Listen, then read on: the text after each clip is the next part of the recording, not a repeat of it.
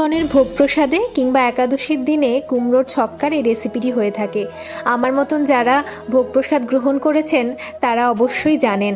সেজন্যই আজকের আমি আপনাদের জন্য করে খুব সহজে রান্নাটা উপস্থাপন করছি। প্রথমে আলু এবং কুমড়োটাকে নিতে হবে। আলুটার কিন্তু খোসা ছাড়ানো যাবে না, ওখানে ওরা খোসা ছাড়ায় না। আলু এবং কুমড়োকে একই সাইজ করে কেটে নিতে হবে। এবার কড়াইয়ে দেবেন সাদা তেল, অবশ্যই সাদা তেল দেবেন, সর্ষের তেল না। ফোড়ন হিসেবে জিরে, তেজপাতা আর শুকনো লঙ্কা দেবেন। তারপরে সামান্য একটু লবণ দিয়ে আদা কাঁচা লঙ্কা বাটা দিয়ে দেবেন। আলুগুলো দিয়ে হলুদ দিয়ে দেবেন। আলুটা বেশ খানিকটা সেদ্ধ হয়ে আসলে কুমড়ো এবং টমেটোটা দিয়ে দেবেন। টমেটোটা অপশনাল কিন্তু, যাতে একটু গ্রেভি হয় তাই আমি দিয়েছি। ঢাকা দিয়ে রান্না করে নেবেন মিডিয়াম আঁচে।